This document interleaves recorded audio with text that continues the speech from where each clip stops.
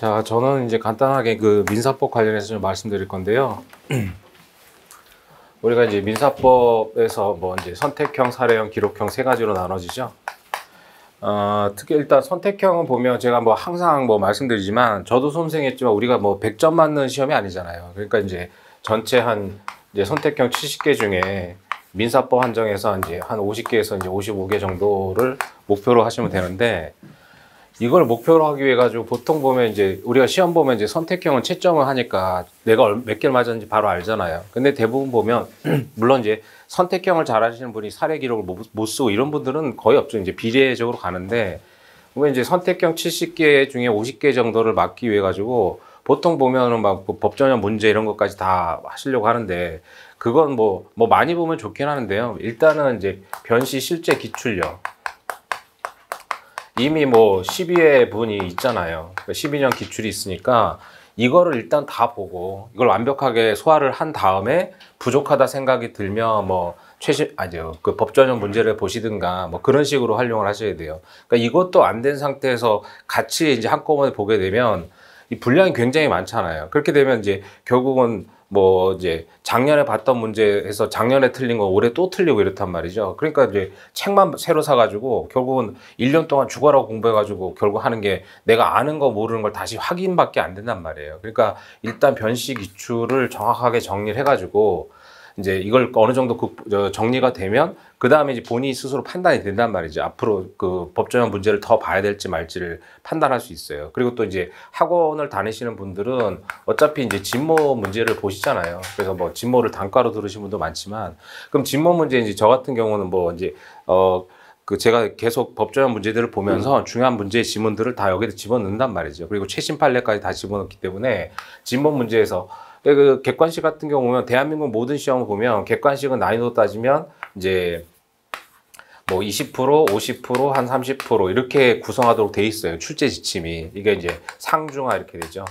객관식이. 대한민국 모든 시험은. 그래서 출제자들한테 이게 이제 상중하 중에 뭐에 해당되지 그런 것까지 표시하라고 할 정도인데, 그러면은 대부분 보면 합격, 우리가 이제 한 70개 중에 50개 정도 맞으려면 이 중에서 이제 중상 여기를 맞춰야죠. 근데 처음에 이제 뭐 시험에 이제 시험 대비를 해가지고 처음에 이제 깨끗하게 책을 사가지고 결국 여기만 하다 끝나잖아요. 그러니까 이제 아는 것만 계속 반복하고 틀린 걸 가지고 뭐 복습하고 정리하고 해서 자기 실력을 키워야 되는데, 1년 동안에 처음에 뭐 한 3월이나 4월 이때쯤 공부를 시작하셔가지고 대부분 보면 어떻게 돼? 힘이 빠져가지고 여기서 이제 정리를 해야 되는데 이걸 못하고 계속 반복하니까 맨날 70개 중에 뭐 올해 한 35개 맞았는데 다음 연도에 시험 봐도 뭐 30개 정도 맞고 발전이 없잖아요. 그러니까 이렇게 하면 절대로 안 된단 말이죠. 뭐 공부를 아예 안 해서 성적이 안 오르는 건 어쩔 수 없지만, 공부를 했는데도 성적이 안 오르는 거는 공부 방법에 문제가 있는 거잖아요. 그러니까 이제 일단 변시 기출을 정확하게 정리를 하시고, 학원 다니실 분들은 진도별 모의고사가 이제 8월 8모 끝나고 시작하잖아요. 그러니까 8모 전까지 변시 기출, 그러니까 다른 과목도 마찬가지지만 그것만 정복하시면 충분해요. 사실 근데 뭐 경험 있으신 분들은 아시겠지만 8모 전까지 이거마저도 정리 못 하시는 분들이 대부분이죠. 대부분. 그래가지고 이제 한 10월 달쯤 돼가면 변시 기출 중에서 최근 5개년만 보면 안 되냐 이런 것들을 막 물어보시는데, 그 제가 결정할 문제가 아니잖아요. 제가 출제위원도 아닌 거고. 그러니까 이제 8모 전까지 변시 기출을 정확하게 정리하면 굉장히 성공한 수험 생활이에요. 그냥 그거마저도 못 하시는 분들이, 제가 1회 변시 때부터 쭉 봐왔고 저도 수험생했지만 이거마저도 정리 못하고 들어가는 사람이 최소한 30~40%가 넘는단 말이죠. 그러니까 뭐 여러분들 주변에서 보셔서 아시겠지만. 그리고 특히 또 이제 뭐 8모 얘기 나와서 그런데 이제 6, 80이 있는데, 뭐 졸업시험 때문에 다 보셔야 되는 분이 아니고서는 저는 뭐 6모는 절대로 보지 말라고 하고 8모도 뭐 굳이 볼 필요는 없다고 생각이 들어요. 그러니까 막 시험을 실제 한번 보신 분들은 뭐 시험을 어떻게 보는지 몰라서 하는 건 아니잖아요. 그러니까 뭐 졸시 때문에 이제 뭐 시험을 보시는 분들도 학교마다 좀 다르던데 6, 80을 다 응시해야 되는 학교가 아니라면 저는 이제 뭐 8모, 10모만 보시라는 거죠. 그러니까 지금 이제 3월 말 이제 다음 주면 금방 4월인데 뭐 6모 대비해가지고 물론 이제 심정성으로는 빨리 끝내고 이제 좀 변시에 올인하고 싶어서 빨리 하시는 분들이 있는데, 그게 그렇게 될 수 있는 게 아니잖아요. 그러니까 괜히 6모 본다고 해가지고 매년 보면 4월 말에 저기 발표 나고 이제 종합반 등록하시잖아요. 그 5월 초 한 2주 다니다가 환불하시는 분들이 있어요. 그래서 와서 상담하는 게 이제 지금 이런 상태로 가면은 육모전까지 뭐 다른 걸 못 보니까 뭐 민사법은 끝나지만 다른 걸 못 보니까 육모 대비로 못 한다고 이제 가버린단 말이죠. 그럼 2주 동안에 육모 대비 하겠냐고요. 못 한단 말이에요. 그러니까 육모는 아예 포기를 하고 그러니까 이제 6, 80을 다 봐야 되는 학교가 아니라면 그래서 육모는 포기하고 팔모 대비로 하면 팔모 전까지는 다 한 해독을 돌릴 수 있으니까 그렇게 하시고 팔모 시험 보고 그 다음에 이제 팔모 시험을 보면 또 부족한 부분이 생길 거 아니에요. 그건 지모하면서 하고 또 신모 대비해서 이렇게 이제 통과를 하는 걸 전략으로 세워야지. 그래서 뭐 저기 졸시하고 상관없으신 분들은 육모 팔모 보지 마시고 신모만 보면 되고요. 그래서 한번 시험 보신 분들은 뭐 경험이라는 게 필요가 없잖아요. 그러니까 한 번 보면 아시겠지만 일주일 동안 시험 보면 체력적으로 힘들고 해갖고 보통 보면 팔모 끝나고 진모 시작하는데 진모 첫 주에 안 오시는 분들이 있어요. 그래서 나중에 물어보면은 이거 보느냐고 힘 빠져가지고 그러니까 이게 무슨 의미가 있어요. 그 결국은 내년 1월달 시험을 잘 보는 거니까 그런 것들도 개별적으로 좀 상담을 좀 하시고. 그래서 객관식에서는 변시 기출만 봐도 충분해요. 그러니까 저도 뭐 사실자 뭐 3번이나 붙어봤지만 이제 기출 문제 말고 풀어본 적이 없거든요. 물론 그때는 이제 뭐 기본서를 따로 보는 시대니까 뭐 좀 지금하고 좀 다르긴 하지만 그래서 일단 이걸 정리해 놓고 부족하다 싶으면은 그때 이제 보시면 되는데 이거 정리하기에도 뭐 경험상 그렇지만 아실 거 아니에요. 그래서 학원 다니신 분들은 이거로 제가 해결해 드릴 테니까. 그리고 이제 아까 저 선생님께서 말씀하셨겠지만 그룹 레슨 등등 있어가지고 그 다음에 추가로 이제 3개년 이제 그 법전형 문제요. 그래서 법전형 문제 중에서 제가 이제 뭐 책으로 출간이 이제 뭐 조만간 할 건데 이제 하도 뭐 이제 법전형 문제 말씀하시길래 그 중에서 해가지고 이런 것도 이제 종합반 같은 경우는 뭐 저기 무료 특강으로 진행을 할 거예요. 그래서 뭐 저 시점은 좀 따져봐야 되겠지만 그 정도 하시면 되는 거고 그다음에 이제 사례형 기록형 관련해서는 일단 저 같은 경우는 이제 암기장 있잖아요. 그러니까 올해 시험 보신 분도 아시겠지만 올해 문제 1번 같은 경우에 이제 객관식으로 내면 제가 뭐 자료에도 간단히 썼지만 객관식으로 내서 수인의 채권자들이 공동소송 제기하면은 수인의 채권자 대위권자들이 공동소송 제기하면은 얘네들이 유필공이다 이렇게 내면 대부분 맞춰요. 그 10명 시험 보면 한 6, 7명 맞춘단 말이죠.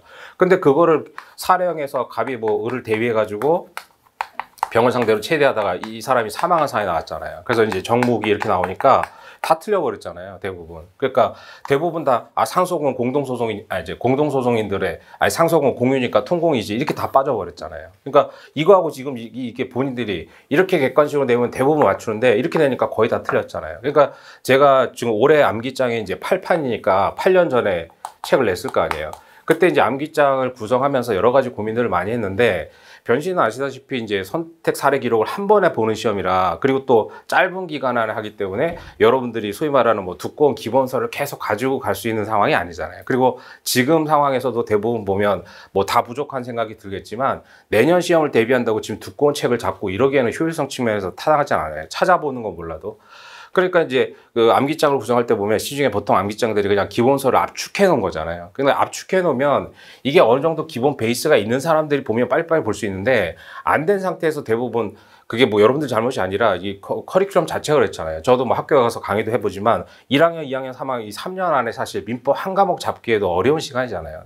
솔직히 얘기해서. 근데 그 시간 안에 7과목에 선택 과목까지 8과목, 그 다음에 그것도 선택 사례 기록해서 뭐 민소상법 이런 것들도 선택형까지 해야 되고 이런 상황이라 여러분들이 꼼꼼하게 뭐 한 과목에 투자할 시간이 없잖아요. 그러니까 그래서 제 나름대로 고민하다가 이제 한 것이 그러니까 이런 문제들이 생긴단 말이에요. 그래서 이 문제를 어떻게 했어요? 제가 사례집에 제 암기장이 있었잖아요. 이거 초판부터 제가 만들어 놓은 거예요. 근데 똑같이 나왔잖아요. 그러니까 이런 식으로 준비를 해야 되기 때문에 그래서 암기장을 기본적으로 이제 미니 사례집 형식으로 만든 거예요.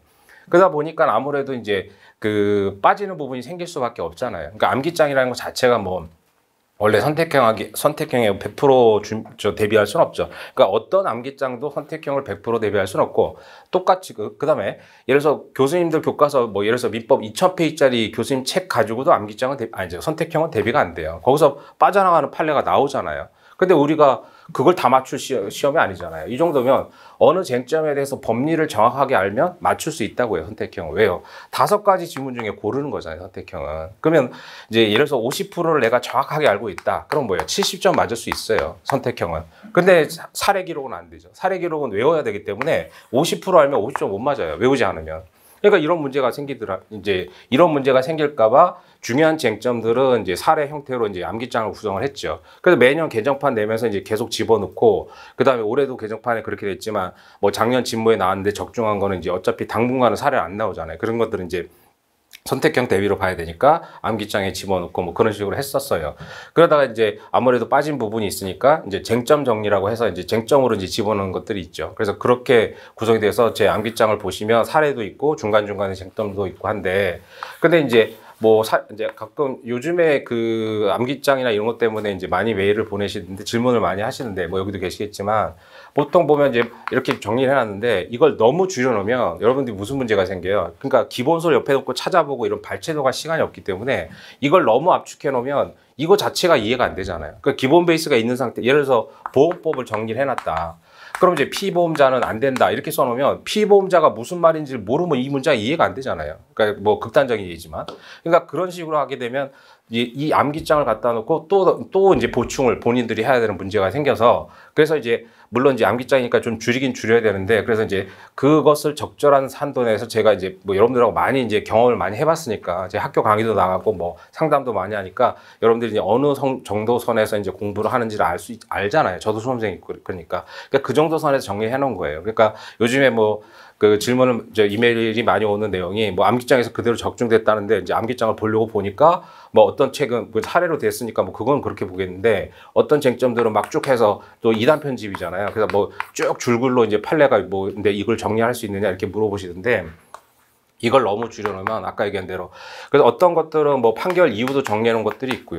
그러니까 이제 올해가 요즘에 선택형 문제들을 봐도 단순히 판결 요지만 단순히 암기해 가지고는 맞출 수 있는 틀리는 문제들을 내신단 말이에요. 그러니까 문제 수준이 뭐 굉장히 높잖아요. 그러니까 짧은 시간 안에 그걸 대비하려면 이제 이런 식으로 이론 구성하는 게 책을 구성하는 게 맞다고 저는 생각이 들어서, 그렇게 하면서 이제 매년 개정을 하면서 이제 그 선택형 대비라든가 이제 쟁점 정리로 좀 준비를 해야 될 부분들을 많이 보강을 했어요. 그래서 이제 올해 벌써 8판이 됐으니까 나름대로 많이 보강이 됐다고 저는 생각을 하는데, 그럼 이거 하고 어차피 이제 암기장 하고 그 다음에 뭐 최신 판례 안 볼 수가 없잖아요. 그래서 올해도 보면 사례형, 뭐 선택형은 당연하고 사례형에서도 22년 3월 달, 그래서 22년 3월 달에 선고된 판례가 올해 23년 1월 달 시험에 나왔잖아요. 그러니까 상반기 시험까지는 시험 범위에 포함되고, 그러니까 이제 3월 달에 선고된 판례가 이제 뭐 선택형은 당연하고 이제 사례형에서도 출제가 됐잖아요. 그렇게 이런 식으로 출제가 되기 때문에 최신 판례를 안 볼 수가 없어요. 최신 판례를. 그러니까 최신 판례를 어떠한 형식이든 정리를 하셔야 되는데, 그럼 이제 암기장에다가 뭐 이제 최신 판례를 보시든가, 아니면 이제 최신 판례 중에서 반드시 봐야 될 거는, 제가 이제 진도별 모의고사 이제 선택형은 책으로 만들어서 내는데 여기도 집어넣고요. 그 다음에 최신 판례 중에서 사례로 출제될 만한 거는 진모에서 사례형이 다 돼요. 그러니까 올해 같은 경우도 22년 3월 달 이 판례도 그대로 제가 진도별 모의고사에서 냈단 말이죠. 그래서 대부분 내가지고 적중을 했고, 그러니까 뭐 중요하니까 이거 출제될 수 있습니다 이렇게 적중하는 게 아니라, 그렇게 적중하면 저는 100% 적중해요. 근데 그렇게 적중하는 건 적중이 아니잖아요, 사실. 그러니까 문제를 내줘야죠, 문제를. 그러니까 우리가 뭐 그걸 보고 여기서 책에 있으면, 아니 책에야 다 있죠. 책에 없으면 그 책이 잘못된 거 아니에요. 그러니까 최신 판례집에 있는 것들 중에서 사례로 사례나 기록형, 선택형으로 출제될 만한 것들 또 고른단 말이에요. 그래서 진도별 모의고사에도 집어넣고, 최신 판례 진도별 모의고사 사례형에서도 되고, 그 다음에 이제 저희는 학원이 두 가지 반 있잖아요. 그러니까 첨삭반 같은 경우는 이제 마지막 4순 안에 첨삭반은 이제 전범위 모의고사를 보거든요. 전범위. 그래서 이제 강의만 들으신 분들도 진모 끝나고 이제 강의는 진행이 되지만 이제 시험을 좀 계속 보고 싶다고 해서 뭐 단과로 들으시는 분들도 있는데, 전범위 문제에서 출제된 것도 그러니까 여기서 빠진 것들 뭐 다시 출제하고 이래가지고 출제해가지고 적중한 것도 있잖아요. 그러니까 특히 또 올해 상법에서 뭐예요? 익명조합 같은 경우 보면, 그래서 익명조합 81조 명의대여자 책임 나왔는데, 이것도 제가 이제 뭐 설명회나 뭐 그 자료에서 써놨지만 그 첨삭반 4순 안에 냈다고요. 그러니까 이게 익명조합이 굉장히 중요한, 사례로 중요한 얘기예요. 그러니까 중요한 것들인데, 그러니까 보면 저는 이제 뭐 강사이면서 또 학교에서 강의도 하고 이렇게 하면 이제 교수님들과 뭐 교류도 있고, 저도 또 수험생이었고 하니까 이렇게 보면 보통 보면 이제 그 출제자들이 중요하다고 생각하는데 수험가, 소위 말하는 강사들이나 이 수험가에서는 이렇게 잘 중요성을 모르는 쟁점들이 꼭 있거든요. 그 중에 하나가 이거예요. 그러니까 익명조합은 사실 굉장히 중요한 얘기인데 대부분 모르고 그렇잖아요. 모레 시험 보고 다 불이타였다는데 이건 불이타가 아니에요. 이건 당연히 출제될 수 있고. 그래서 이건 계속 강조를 했고 올해 이제 사순환 이제 그 뭐야 사순환 전범에 이제 냈었거든요. 그래서 내가지고 뭐 그대로 해서 이제 강의 들으신 분들은 81조 금방 썼죠. 그래서 모르는 사람들이야 뭐 이게 뭔지도 모르고 뭐 그렇게 했지만 그런 부분들이 있어가지고 그래서 이제 암기장하고 뭐 최신 판례로 보완을 하시든가. 근데 최신 판례도 보면 3개년 정도 해도 이게 한 300에서 400페이지 된단 말이죠. 300, 400페이지.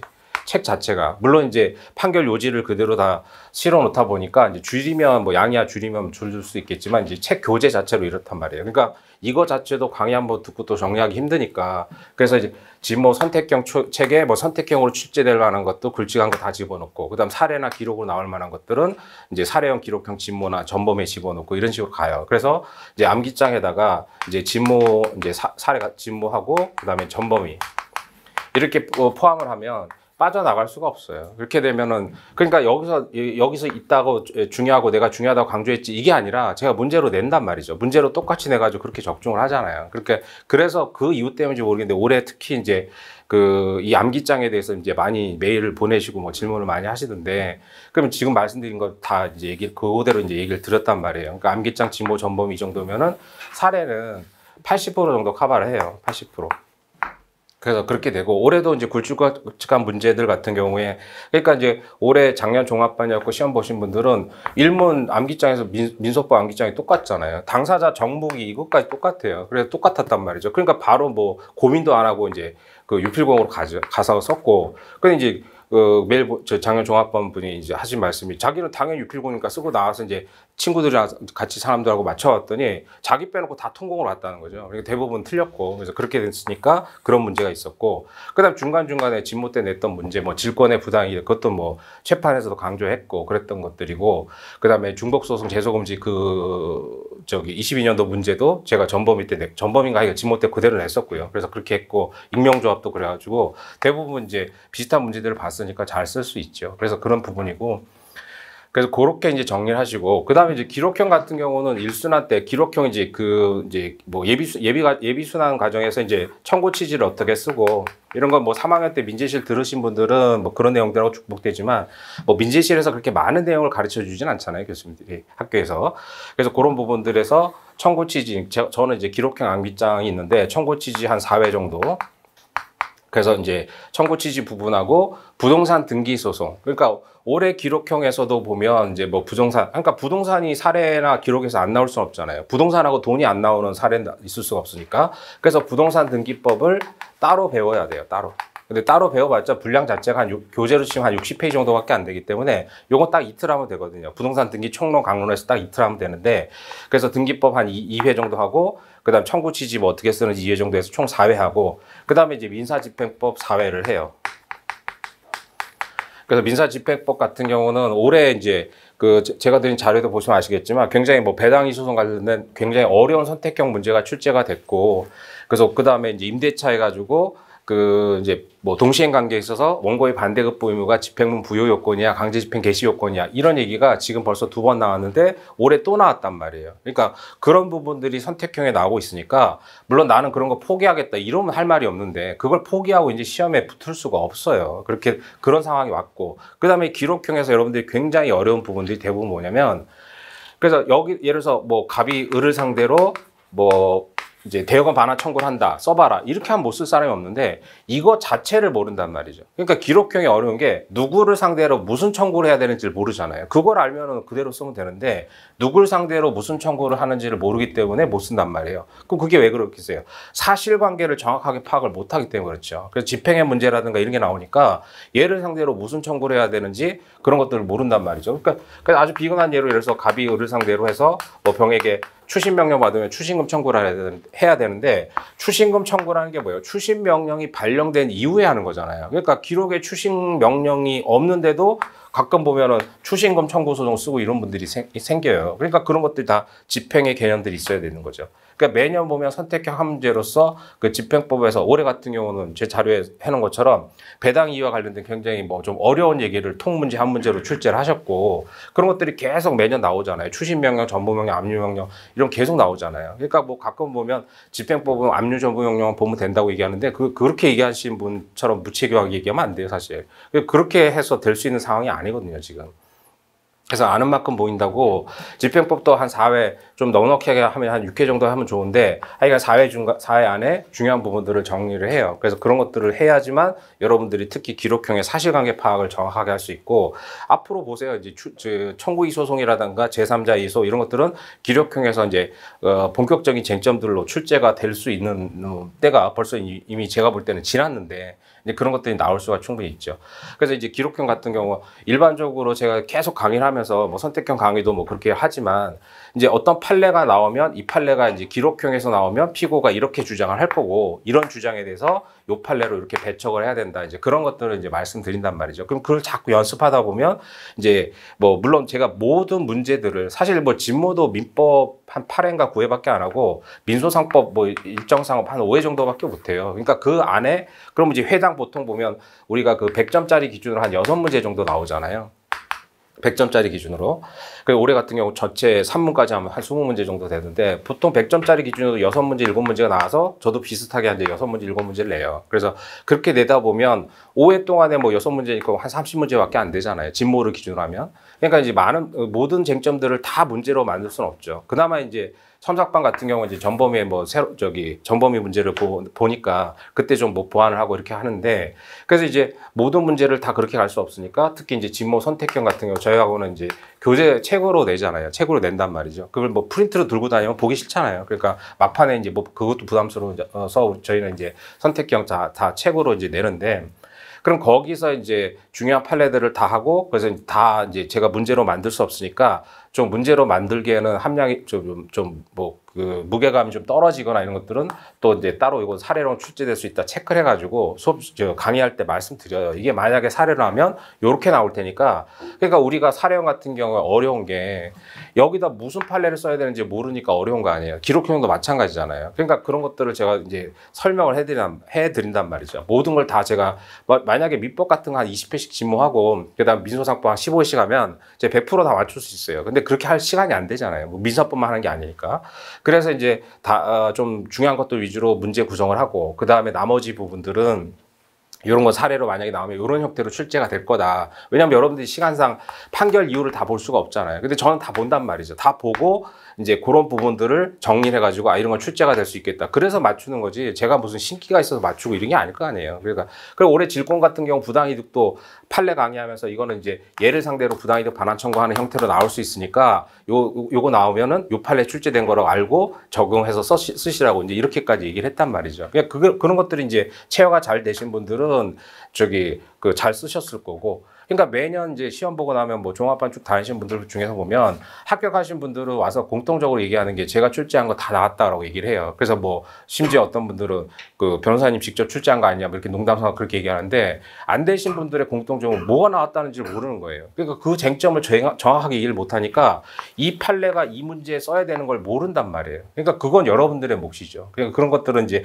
개별적으로 뭐 질문하시든가 이렇게 제가 도와드릴 테니까 여러분들이 지금 내년 시험을 준비한다면 뭐 두꺼운 기본서를 보고 예를 들어서 저도 이제 학교에서 강의 나가고 해서 많이 보겠지만 예를 들어서 뭐 가족법 같은 거 3학년 동안 한 번도 안 들으신 분도 있잖아요. 그다음에 뭐 상법도 어수 이런 거 선택 과목이니까 안 듣고 이래가지고 한 번도 안 듣고 이런 분도 있잖아요. 근데 지금 내년 시험을 준비한다고 그걸 기본서 듣고 이럴 시간이 없어요. 그러니까 그럴 시간이 없기 때문에 과목별로 이제 암기장이나 어떤 책들을 한 권 정하시고 그다음에 이거 가지고 이제 자꾸 이제 거기서 이제 중요한 부분들을 발췌독을 하든가 뭐 필요하면 다른 거 우리가 뭐 영어 독해할 때 단어 모르면 사전 찾아봐야 될 거 아니에요. 그러니까 그런 식으로 활용하시든가 뭐 질문하든가 아니면 뭐 기본서를 찾아서 이제 정리를 하든가 이런 식으로 좀 활용하시는 게 가장 효율적인 방법이지. 뭐 그 전체적으로 내가 그러니까 시험에 안 되면 저도 그랬지만 시험에 안 되면 내가 공부가 부족하다는 생각이 당연히 들죠. 그렇잖아요. 근데 그렇게 해가지고는 내년 시험도 어렵기 때문에 효율성 측면에서 지금 벌써 3월 다 가고 얼마 안 남았잖아요. 그러니까 이제 뭐 한 8개월 정도 남았는데 중간중간에 슬럼프 오고 하면 실제로 공부할 시간이 8개월이면 민법 한 과목 공부하기도 부족한 시간이잖아요. 그러니까 n분의 1로 투자를 하셔서 하셔야 되니까 그런 것들을 잘 생각하셔가지고 그래서 이제 그런 중요한 부분들은 이제 뭐 강사의 도움을 좀 받을 수밖에 없겠죠, 여러분들이. 그러니까 어떻게 공부를 하시든 간에 뭐 제가 필요하면 제 그 자료에 제 맨 뒤에 보면 제 연락처나 뭐 이거 있으니까 그렇게 개별적 학원을 안 다니시더라도 뭐 연락을 하시고 그다음에 학원 다니실 분들은 이제 학원 다니실 분들은 학원을 계속 나와야 돼요. 그러니까 갖고 오셔가지고 보면 이제 중간에 보면 옛날 그러니까 우리가 뭐 속된 말로 이제 고등학교 때 보면 공부 못하는 애들이 꼭 수학 시간에 영어 공부하고 영어 시간에 국어 공부하고 이러잖아요. 그러니까 중간에 이제 민사법부터 쭉 나가다가 이제 뭐 몸이 아프거나 이래가지고 한 일주일 빠지잖아요. 그럼 그때 와가지고는 계속 따라와야 되는데 계속 이게 밀리니까 막판에 가가지고 민사법 이제 형사할 때 민사하고 뭐 공법할 때 형사하고 그러니까 계속 지치잖아요. 그러다 보면 이제 학원에 못 나온단 말이에요. 그러니까 그런 부분들이 있어서 체력 관리도 개별적으로 알아서 하시면서 계속 따라오고 그 다음에 학원을 꾸준히 나오고 그러니까 막판에 보통 이제 신모 끝나고 사순환을 들어가는데 사순환 때 학원 나오시는 분들은 거의 붙어요. 사순환 때. 그건 뭐 제가 뭐 그게 아니라 매년 보는 거니까. 그러니까 사순환 때 학원 나온다는 건 뭐 이때 안 나오시는 분들이 왜 안 나오겠어요. 그러니까 학원이 너무 뭐 내가 뻔히 다 아는 것만 해서 안 나온다 그런 분들은 거의 없어요. 그렇잖아요. 못 따라오니까 안 나오는 거 아니에요. 그러니까 뭐 저도 수험생이니까 뭐 그런 것들 보면 이제 그런 내용들 보면 안타깝긴 하죠. 그러니까 뭐 시험은 얼마 안 나오는데 할 건 많고 분명 책을 보니까 책꽂이 꽂아놓은 책에서 뭐 공부를 안 한 것도 아닌데 딱히 또 뭐 많이 본 것도 아니고 그러니까는 이제 답답하니까 이제 학원에 뭐 또 앉아 있으면 무슨 얘기인지 잘 모르겠고 이러니까 안 나오시게 되잖아요. 근데 그러니까 반대로 사수나 신모 끝나고 보통 보면 막판에 이제 사순환 때 한 11월, 10월 말, 뭐 11월 때쯤 될 거 아니에요. 그때 나오시는 분들은 보면 거의 붙는단 말이죠. 그리고 특히 첨삭반 같은 경우 제가 1년 내내 다밭지를 보잖아요. 그러니까 올해 같은 경우도 보면 제가 이제 지금 계속 뭐 종합반에서 이제 연락하고 뭐 시험 붙고 이제 오시는 분들 보면 선택형 전체 기준으로 해가지고 이제 110개 넘는 분 중에 제가 떨어진 분을 직접 본 사람은 없어요. 그러니까 뭐 얘기로 뭐 누가 떨어졌다더라 이런 얘기를 뭐 전문으로 들어서 뭐 저한테 누가 얘기하고 뭐 그런 걸 들은 적 있어도 제가 눈으로 직접 본 사람들 중에 선택형 110개 이상 맞고 떨어진 분들이 없어요. 그리고 첨삭반 같은 경우 제가 4월부터 계속 답안지를 보니까 그분들 중에서 이제 100개 초반도 많이 붙어요. 그러니까 이런 분들은 공통점이 뭐냐면 사례를 잘 쓴단 말이죠. 사례를 잘 쓰는데 이제 시험장 가서 선택형에 조금 삐끗해가지고 올해도 시험 끝나고 나서 105개, 뭐 6개 이런 분들이 좀 애매하잖아요. 그러니까 이게 아예 뭐 90개 때, 100개 때 미만이면 사실 100개 때 미만이어도 희망을 가질 수 있죠. 그래서 뭐 이제 사례 기록 잘 쓰신 첨삭반 중에서는 90개 때 후반도 붙은 분도 있어요. 뭐 98개 받고 붙은 사람도 있으니까. 그런데 이제 그 100개 때 중반이면 좀 성적이 애매해도 그래서 이제 찾아오시고 이런 분들도 있었는데 올해 시험 끝나고 그러니까 그런 분들은 제가 볼 때는 이제 제가 그분들의 답안지를 계속 봤으니까 이 정도 쓰는 사람들은 100개 때 중반도 많이 붙더라 이제 이래서 이제 뭐 이제 뚜껑을 열어봐야 알겠지만 그런 분들이고 그 다음에 매년 보면 이제 졸시랑 변시 한 번에 붙은 분들도 매년 있어요. 그러니까 졸시 변시 한 번에 붙은 분들. 물론 그런 분들은 또 다른 분들보다 많이 했겠죠. 뭐 여기서 이제 학교 다 다녀서 아시겠지만 뭐 학교마다 좀 기준이 다르지만 졸시를 못 붙었다는 건 뭐 이제 시험 보신 분들보다는 뭐 성적이 떨어질 텐데 그런 분들도 1년 동안 열심히 하면 붙고 그다음에 이제 몇 분 상담한 분들한테는 제가 받은 이메일도 보여줬는데 작년 종합반 중에 객관식 60개 때였는데 올해 110 뭐 몇 개를 맞았어요. 그러니까 물론 본인이 저한테 이메일 보낸 거니까 뭐 제가 확인할 수는 없지만, 그러니까 자기도 이제 그 성적이 토요일 날 시험 끝나면 그 점수 이제 그 답안지가 뜨잖아요. 그러니까 매겨보고 일요일 날 저한테 메일을 보내셨던데 그 작년에 60개 때였거든요. 그러니까 60개 때 총점 600점이었어요. 와가지고 상담할 때. 그래서 이제 강의만 들으시면서 많이 올려가지고 올해 뭐 110 몇 개를 맞았다고 하시던데. 그럼 이 정도면 제가 그래서 이제 뭐 제가 아까 얘기한 대로 선택형 이 정도 맞고 떨어진 사람 본 적이 없다 그랬잖아요. 그러니까 웬만하면 될 것 같은데 물론 이제 뚜껑을 열어봐야 알겠지만 그래서 이 정도 성적도 올리는 게 불가능하지 않아요. 그러니까 있단 말이죠. 있는데 많지는 않죠 당연히. 이게 쉬운 일이 뭐 아무나 다 할 거 아니에요. 그러니까 이 뭐 졸시하고 변시 한 번에 붙은 분들도 매년 있었어요. 매년. 그 저희가 이제 이 역삼동으로 나온 게 19년도부터 나왔는데 19년도부터 해가지고 매년 보면 그 졸시변시 한 번에 붙은 분들도 있고 선택형도 보면 뭐 이런 분은 흔하진 않죠. 그 여러분들 아시겠지만 60개에서 100이 2배로 올린 거 아니에요. 그러니까 이게 쉬운 일이 아닐 거 아니에요. 그러니까 근데 하라는 대로 하고 그러니까 그분도 제가 똑같은 얘기를 했어요. 일단 기출 문제 열심히 돌려가지고 이거를 소화를 시켜놓고 뭐 볼지 말지를 결정해라. 그리고 어차피 종합반이었으니까 이거 하고 그 다음에 진모 문제만 보면 사실 이거도 다 못 봐요. 이거도. 그러니까 이거도 다 제대로 소화 못하고도 110개씩 나와요. 그러니까 이 진모 문제 나중에 보시면 아시겠고 궁금하시면 저기 책이 있으니까 가서 보시면 아시겠지만 아까 얘기한 대로 이제 이 제가 진모 문제 구성할 때 아까 상중하라고 했잖아요. 그러니까 이런 건 아예 넣지도 않아요. 이런 건 여러분들이 다 알잖아요. 그러니까 이건 다 알기 때문에 이런 것 때문에 시간 뺄 필요 없잖아요. 그래서 상하고 중에서도 또 상중하를 하면 이런 문제들 위주로 하고 채판하고 구성을 하기 때문에 이게 쉽지가 않거든요, 이게. 그러니까 근데 이거를 정리하면은 충분히 맞을 수 있어요. 왜냐하면 여러분들이 지금 그냥 시험 보라고 해도 70개 중에 한 30개는 맞을 거 아니에요. 공부 안 하고 시험 봐도. 근데 지금 여러분들이 공부할 때 뭐예요? 이 30개를 또 맞추려고 기본적인 걸 또 본단 말이에요. 그거 왜 시간 낭비를 하냔 말이죠. 그러니까 그거 하다가 이제 진이 풀려가지고 중요한 이 부분을 놓치잖아요. 이 부분을. 그러니까 이건 안 해도 돼요. 이거는 안 해도 여러분들이 맞출 수 있다니까요. 그러니까 70개 중에 지금 시험 봐도 30개는 맞출 거 아니에요. 그러니까 근데 30개 맞춰가지고 못 붙으니까 30개부터 55개까지 이걸 풀어야 되는데 대부분 자 이제 객관식 공부하자 그래가지고 이제 책을 사잖아요. 책 사가지고 이제 1번부터 열심히 풀죠. 그럼 뭐야 아는 건 맞추고 틀리는 거 틀리고 그럼 작년에 틀린 거 또 틀리고 그리고 이건 뭐 뭔지 모르겠고 그러니까 이런 식으로 가다 보니까 결국 열심히 해가지고 이래독 하면 이래독한 거는 안 한 거하고 똑같잖아요. 책에. 그러니까 이게 뭐예요? 이 수능하고 다른 게 이거 아니에요. 워낙 양이 많고 하기 때문에 1회독은 안 한 거하고 똑같아요. 그러니까 최소한 5회독 정도 하고 뭐 공부를 했네 안 했네 이런 얘기를 해야죠. 그러니까 보통 발표 나고 떨어지면은 특히 이제 뭐 제시나 삼시 한번 하고 해가지고 이제 오셔가지고 뭐 저는 뭐 이게 이 적성이 아닌가 봐요. 뭐 이렇게 상담하시는 분들도 가끔 있는데 보면 그럼 제가 물어보죠. 그러니까 민법을 그럼 작년 동안에 한 권을 몇 번 봤다는 게 아니라 민법을 본인이 몇 회독을 했냐고 생각을 해보라고. 그러니까 뭐 4회독도 5회독도 안 될 거 아니에요. 그러고는 적성 얘기할 자격이 없어요. 그러면. 그래서 그런 분들은.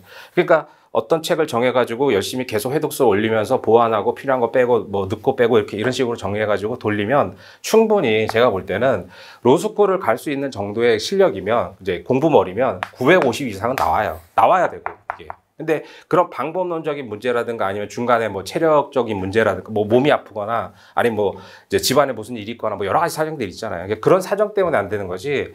그 학원에서 주어진 스케줄의 시스템 따라서 쭉 가시면은 이제 950 이상은 충분히 나와야 되고. 그러니까 이제 뭐 여러분들 듣기 좋으라고 하는 얘기 아니라 저도 학교 강의 많이 나가지만 보면 이제 일단 첫 번째 리트로 선별된 사람들이잖아요. 그래서 그 중에서 이제 또 특히 또 뭐 아무리 뭐 많이 떨어지고 한다고 하더라도 3,000명 중에 1,000 몇백 명 뽑아가지고 합격률이 50% 이상 되잖아요. 그러니까 그런 것들을 생각하면 이제 950에서 한 1,000점 정도 목표로 수석할 거 아니면 이제 950 정도 목표로 하면 충분히 할 수 있거든요. 근데 이제 대부분 또 저도 뭐 시험 많이 떨어져 봤지만 한 번 안 되신 분들은 불안하잖아요. 불안하고 막 하니까는 막 뭐 부족해 보이고 하니까 이것마저도 그러니까 이렇게 얘기를 해도 이제 4월달 이럴 때는 꼭 이제 매년 또 그런 분도 있어요. 매년 이제 그 두꺼운 책 사가지고 법조문 문제까지 있는 거 막 그 민법만 1000페이지 넘어가잖아요. 그 막 열심히 풀어요, 열심히.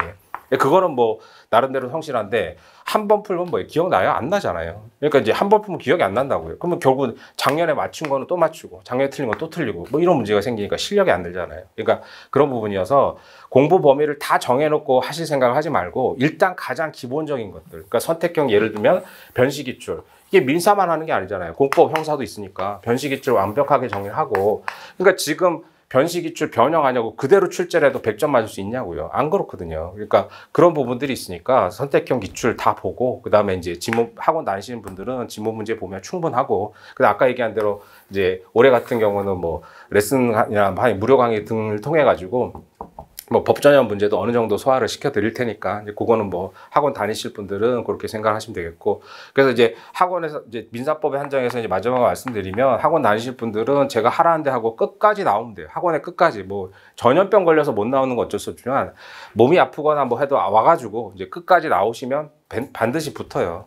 붙어야 되고. 근데 그게 이제 어떻게 보면 가장 간단하면서 기본인 것 같은데 그게 쉽지가 않잖아요. 그러니까 그런 부분이 있고 해서 또 이제 뭐 과목도 많고 그다음에 사례형, 기록형, 선택형까지 다 하다 보니까 공부 분량도 많고 하긴 한데 그래서 그게 뭐 절대적으로 불가능한 건 아니고, 그래서 지금 아까 얘기한 대로 뭐 600점대에서 600점 60개에서 뭐 100열 몇 개까지 맞으신 분들도 있고 졸시변시 한 번에 붙은 분들도 있는데, 그게 흔한 경우는 아니잖아요. 흔한 경우는 아니니까 이제 그게 쉽지는 않다는 거죠. 뭐 아무나 다 하면은 뭐 떨어진 사람이 누가 있겠어요. 근데 그건 쉽지는 않지만 하면 되는 거니까. 그래서 학원 쭉 따라오시면 되는 거고, 그다음에 제가 뭐 이렇게 적중했네 뭐 이런 것들 별로 이렇게 제 성격상 그런 걸 뭐 이렇게 얘기하는 걸 별로 안 좋아해가지고 그런 것들 얘기 안 했는데, 그래서 올해 같은 경우는 뭐 일본 특히 많이 틀려가지고 학생들이 통곡으로 많이 갔잖아요.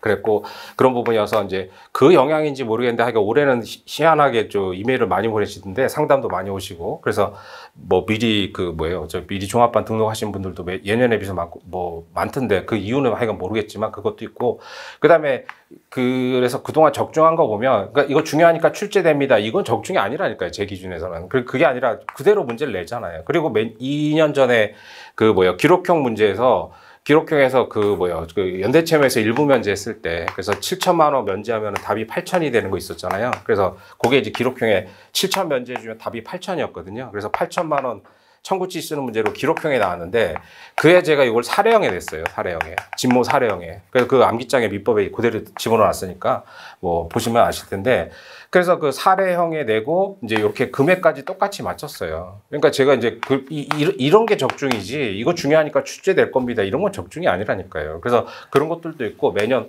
올해 같은 경우도 그랬고, 좀 거슬러 올라가면은 제가 뭐 거기도 해서 거기도 썼지만, 예전에 상법에서 보면 462조에 따라서 이제 회사 채권자가 이익배당 위법한 이익배당 받은 주주들에게 반환 청구하는 그런 문제가 있거든요. 근데 그게 4회인가 5회 변시 나왔는데, 그때 100% 다 이제 불이타라고 그랬단 말이에요. 그리고 그때는 이제 사법시험 공부하시다가 이제 들어오신 분들도 많을 때라 저한테 찾아와가지고 이거 나오겠냐, 안 나오지 않겠냐, 막 이렇게 이제, 그러니까 거의 뭐 강사랑 비슷한 수준에 있는 사람들이 있었잖아요, 그때는.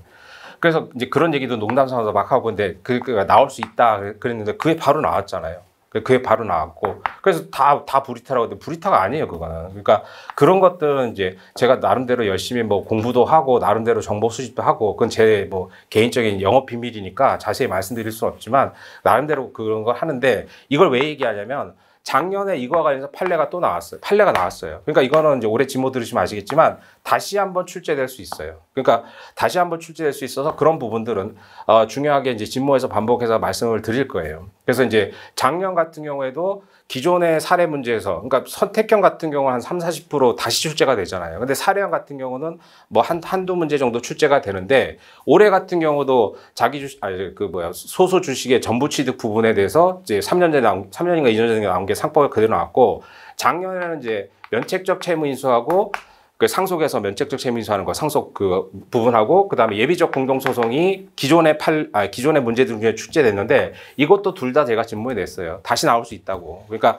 그렇게 하는 거니까, 제가 이런 얘기 하면 꼭 장사꾼 같아가지고 이제 이런 얘기 잘 안 하는데 나온 김에 이제 말씀을 드리면, 그래서 이제 그런 부분이니까 혹시 이제 그런 부분들에서 본인이 정리를 못 하실 것 같으면 이제 학원을 다니시면서 제가 중요하다 한 것들을 정확하게 정리하면 100% 붙을 수 있어요. 그래서 제가 수석은 못 시켜주지만 950점 해서 이제 선택형 50개 이상 맞고, 그다음에 950점 맞아서 합격할 수 있는 것들 자료는 정리해 드릴 수 있어요. 대신 학원을 끝까지 나오셔야 돼요. 안 나오는 사람들 어떻게 할 수 없잖아요. 그러니까 뭐 학원을 계속 다니시거나 오늘도 뭐 상담하실 수 있는데, 저도 뭐 저녁 때까지 있으니까.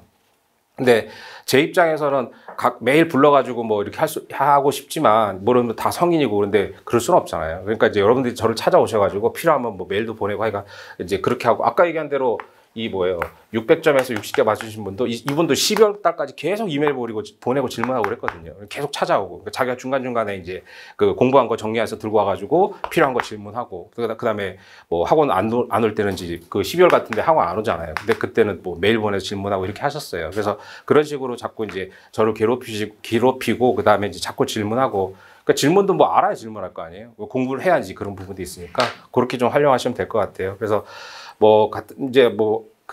제가 드리고 싶은 말씀도 많긴 하지만 이 정도 선에서 제가 핵심 내용들을 말씀드렸으니까 그렇게 좀 하시고, 그래서 불안하시면은 상담을 따로 받으시든가, 학원 안 다니셔도 제가 오늘 자료에 제 연락처 있으니까 그거 좀 연락하셔가지고 활용을 좀 하세요. 그래서 저 뭐 개별적으로 질문하시거나 상담하실 분들은 제가 계속 남아 있을 테니까 그 담당자하고 해서 상담을 좀 하시고 자 오늘 제가 말씀드릴 건 여기까지니까요. 이상으로 마치겠습니다. 수고하셨습니다.